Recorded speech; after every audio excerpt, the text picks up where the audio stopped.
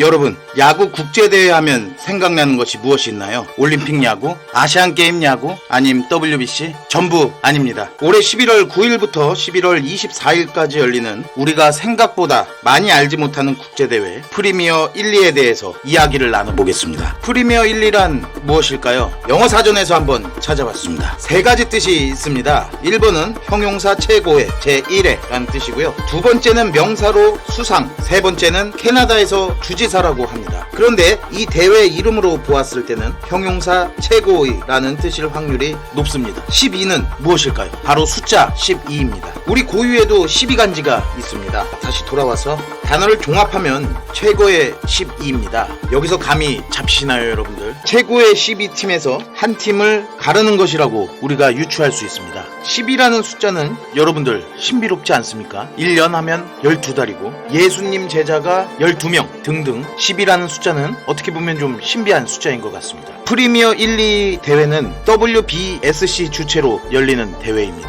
WBSC는 세계 야구 소프트볼 연맹, 영어로 월드 베이스볼 소프트볼 컨페더레이션입니다. 예전에 야구 월드컵이라는 대회가 있었는데 이 대회가 2011년에 폐지되고 신설된 대회가 바로 프리미어 12입니다. 야구 월드컵에 대해 여러분들 잠깐만 이야기하겠습니다. 세계 최초의 야구 국제대회이고 아마추어 선수들이 참가하는 대회가 야구 월드컵이었습니다. 이름이 월드컵 하면 축구 월드컵을 생각하기 쉽습니다. 월드컵이라는 이름에 걸맞지 않게 흥행도 안 되고 상업성도 많이 떨어졌습니다. 그래서 뭔가 새로운 대회, 흥행을 도모할 수 있는 큰 대회를 만들자는 취지로 프리미어 12 대회가 만들어졌습니다. 이번 11월까지 열리면 3회 대회고요. 얼마 안 된 대회이기 때문에 사람들이 생각보다 많이 모릅니다. 과연 어떠한 나라들이 이 대회에 참가할까? 이름이 프리미어 10이라고 하는 것 보니 최고의 12개 팀이 경기를 치러 우승팀을 뽑는다고 생각하실 겁니다. 그게 맞습니다. 2023년 말에 WBSC 세계 야구 랭킹을 기준으로 1위부터 12위의 야구팀들이 모여 최고를 가리는 대회입니다. 두 개 조로 나누어 경기를 치릅니다. A조에는 세계 랭킹 2위 멕시코, 3위 미국, 6위 베네수엘라, 7위 네덜란드, 10위 파나마, 12위 푸에르토리코가 속해 있습니다. A조의 경기는 멕시코 펜 아메리카 스타디움 더 산타 테레시타 스타디움에서 경기를 치르고 일본으로 건너옵니다. B조에서는 세계 랭킹 4위, 당시 기준이죠, 대한민국이 속해 있습니다. 지금은 6위입니다. B조에는 1위 일본, 5위 대만, 8위 쿠바, 9위 도미니카, 11위 호주가 속해 있습니다. 결코 만만치 않은 조 편성이라고 할 수 있습니다. 대만 타이페이돔과 TMU 스타디움에서 경기를 치르고 일본 대 호주 딱 한 경기만 나고야 반테린돔에서 경기를 치릅니다. 대회 일정에 대해서 이야기를 나눠볼까 합니다.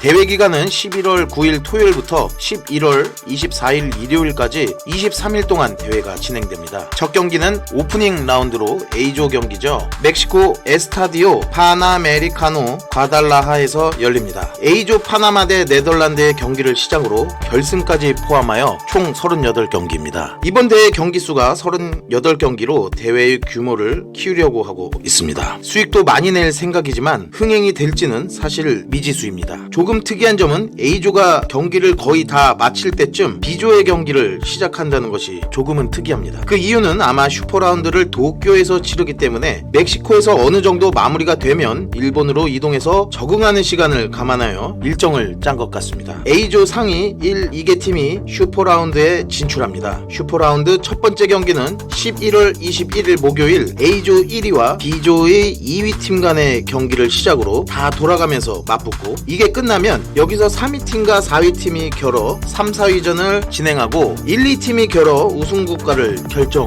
짓습니다. 굉장히 경기 수가 많고 붙었던 팀이 계속 붙는 그런 상황이 생깁니다. 축구랑 다른 것은 축구는 토너먼트에 올라가면 거기서 지는 나라가 나오잖아요. 그러면 지는 나라는 무조건 짐 싸고 가지만 이 경기 수를 극대화하기 위해서 계속 기회를 주는 것 같습니다. 우리나라는 메이저리그 선수들이 참가하지 않는 이 대회에서 우승을 노리고 있지만 팀들의 전력차가 심하지 않아 잘못하다간 예선에서 참사를 맞을 수 있으니 우리 선수들 화이팅입니다. 대회를 치르는 경기장을 소개합니다. 이번 대회는 멕시코, 대만, 일본에서 개최됩니다. 멕시코 2곳, 대만 2곳, 일본 2곳입니다. 멕시코에서는 에스타디오 파나메리카노와 산타 테레시타 경기장입니다. 에스타디오는 스페인어로 경기장을 뜻한다고 합니다. 이렇게 멕시코 2곳이고요. A조 예선이 치러질 경기장입니다. 아래의 사진은 에스타디오 파나메리카노 경기장입니다. 이어서 대만도 2곳입니다. 타이페이 티안무 경기장 그리고 타이페이 돔입니다. 티안무 경기장은 대만에서 열리는 국제대회를 좀 치렀던 경기장입니다. WBC에서도 본 것 같습니다. 아래 두 번째 사진이고요. 세 번째 사진은 타이페이 돔입니다. 대만 최고의 시설을 가진 돔구장입니다. 대만 2곳은 B조 예선 경기를 치릅니다. 그러니까 멕시코 2곳에서 A조 예선 경기를 치르고요. B조 예선 경기는 대만 2곳에서 경기를 치릅니다. 우리도 이런 돔구장 빨리 갖고 싶습니다. 그리고 대만 너무 가고 싶습니다. 제가 대만에 갈 수 있게 도와주시면 감사하겠습니다. 일본은 나고야돔 그리고 도쿄돔입니다. 사진상 네 번째가 나고야돔, 다섯 번째가 도쿄돔입니다. 도쿄돔에서 대첩도 일어나고 참사도 일어났지만 이번 대회에서는 2024 도쿄 대첩을 만들어주시길 선수들께 바라고 있습니다. 대회 규칙에 대해서 아주 간단하게 한번 살펴보겠습니다. 기본적으로는 세계 야구 소프트볼 연맹에서 정한 기준을 따릅니다. 그리고 지명타자를 기용하는 일반적인 규칙이 있고 9회까지 동점이 된다면 승부치기를 통해 승부를 본다고 합니다. 주자는 무사 1, 2루에 놓고 시작을 하고요. 10회에 한해서는 타순 한 번 정도를 바꿀 수 있다고 합니다. 11회부터는 전 이닝 그대로 타순이 돌아갑니다. 그리고 콜드게임이 적용이 됩니다. 조별리그에서 동률이 나올 경우에는 팀 간의 전적을 비교하고 팀 성적 지표가 높은 순으로 순위가 정해집니다. 득점을 공격 이닝으로 나눈 값에서 실점을 수비 이닝으로 나눈 값을 빼는 것이죠. 언뜻 보면 조금 복잡할 것 같지만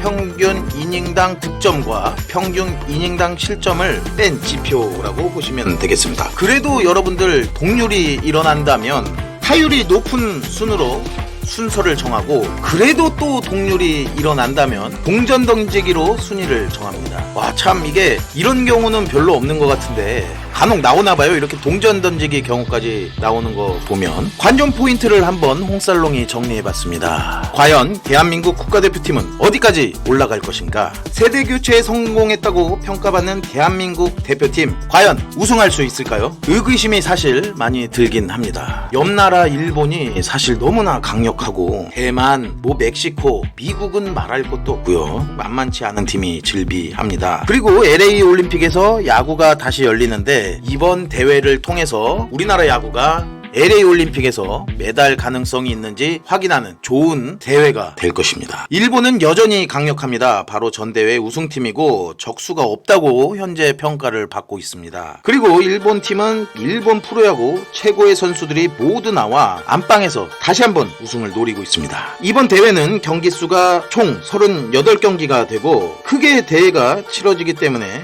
WBC와 같은 위상의 대회로 인정받을 수 있을 것인지는 흥행 성적에 따라 갈릴 것 같습니다. 이번 시간은 프리미어 12에 대해 알아보았습니다. 이 대회를 시청함에 있어 홍살롱이 도움이 되었으면 합니다. 다양한 야구 이야기로 여러분들과 함께 하겠습니다. 다음 이야기가 궁금하시다면 구독, 좋아요라도 부탁드리겠습니다. 홍살롱 라디오의 시그니처 코너이죠. 오늘의 명언 시간입니다. 오늘 준비한 명언은 전 야구 선수 이동수 선수의 말입니다. 명언을 찾으면서 참 다 내 얘기 같다라는 생각이 들면서 저 개인적으로 제가 제일 안타깝다고 생각을 하지만 이렇게 적은 구독자에도 불구하고 여러분들과 소통하기에 노력하고 있습니다. 주변 지인들이 있다면 저희 채널 한번 소개해 주시는 것도 나쁘지 않을 것 같습니다. 이 선수는 이런 말을 했습니다. 1200만원짜리 선수든 5억짜리 선수든 경기장 안에선 같은 야구 선수에 불과하다라고요. 구독자 33명의 홍살롱이든 100만 구독자를 보유하고 있는 채널이든 모두의 노력은 가치 있고 존경받아야 마땅합니다. 여러분들도 어떠한 일을 하시면서 결과가 초라하더라도 가치가 없다고 생각하지